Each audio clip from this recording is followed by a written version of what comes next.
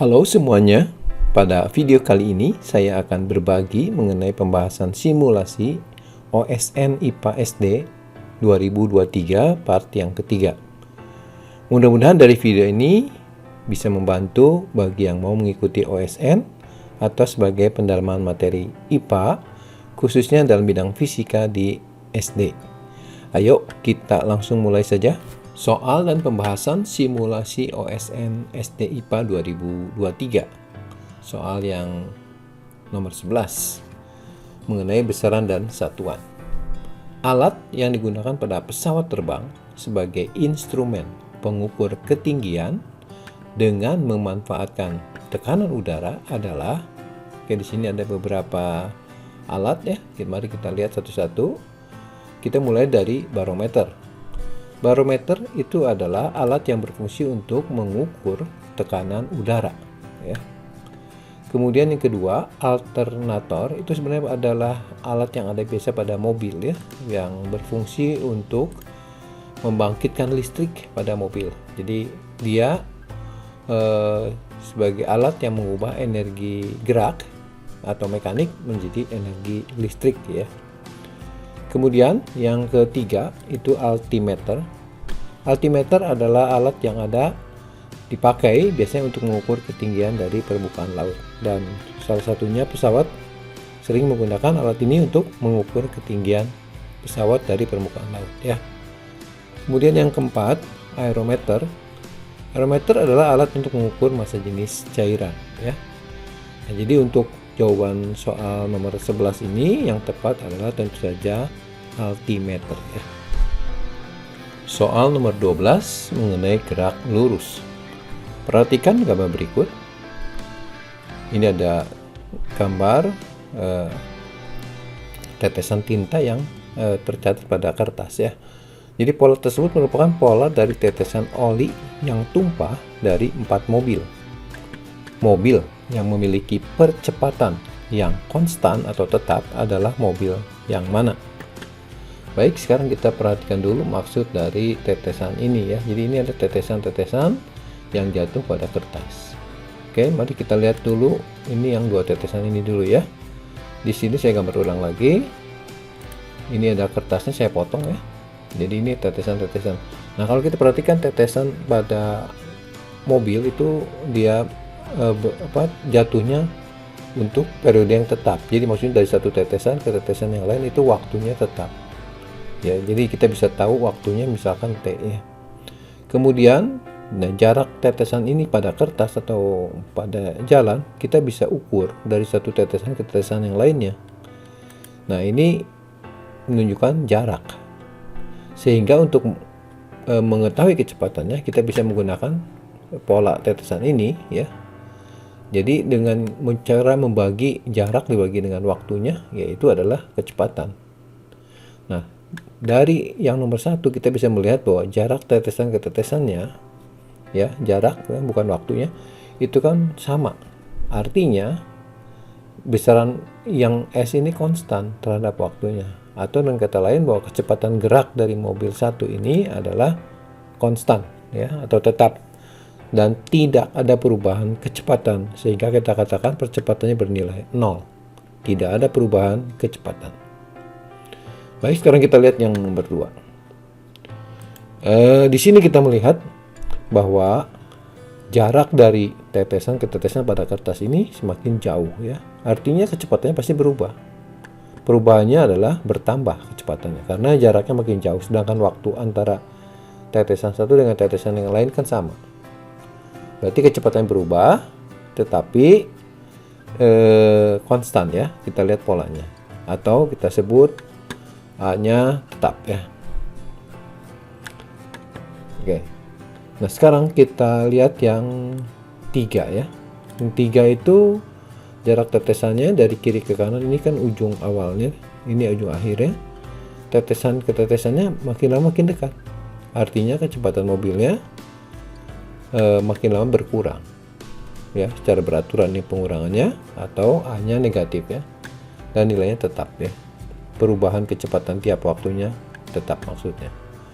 Kemudian yang keempat, di sini kita lihat pola makin jauh kemudian makin dekat ya. Jadi ini ada dua pola ya. Jadi V-nya bertambah dulu dari sini sampai sini, kemudian dari sini ke sini berkurang. Jadi A-nya ada dua, dari sini ke sini itu bertambah, dari sini ke sini A-nya berkurang, kecepatannya berkurang ya, atau A-nya negatif. Oke, jadi untuk soal ini jawaban yang tepat adalah yang mengalami percepatan yang konstan, yang A-nya konstan ya, berarti yang 2 dan 3 ya. Ini konstannya bertambah, ini konstannya berkurang. Soal nomor 13 mengenai usaha dan energi. Perubahan energi yang terjadi pada peristiwa pengereman seperti gambar ini adalah, oke, mari kita lihat dulu. Jadi ini ada mobil sedang bergerak dengan kecepatan tertentu, katakanlah V.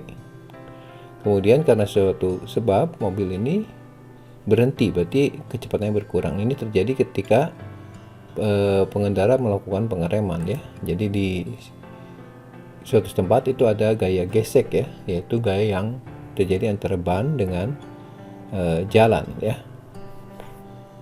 Gaya gesek ini nanti akan menimbulkan panas pada ban ataupun aspalnya ya, sehingga perubahan energi terjadi ya, karena dari sini ke sini energinya berkurang.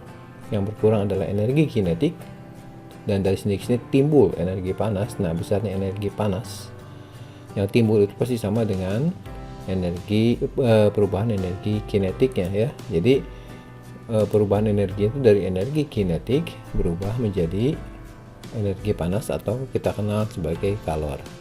Soal nomor 14 mengenai fluida dinamik. Perhatikan gambar berikut. Jadi di sini ada sebuah bejana ya. Bejana berisi air memiliki lubang pada bagian yang ditunjukkan gambar ini, bagian bawah ini ya. Bentuk lubang manakah, yaitu pilihannya O, P, Q, R, yang paling cepat membuat air dalam bejana keluar hingga habis ya. Jadi kalau kita punya kebocoran di sini, maka air akan keluar. Nah, mana yang paling cepat itu tergantung pada besaran fisika yang kita kenal sebagai debit ya. Jadi debit itu adalah hasil kali dari kecepatan aliran air atau fluida dikali dengan luas penampangnya.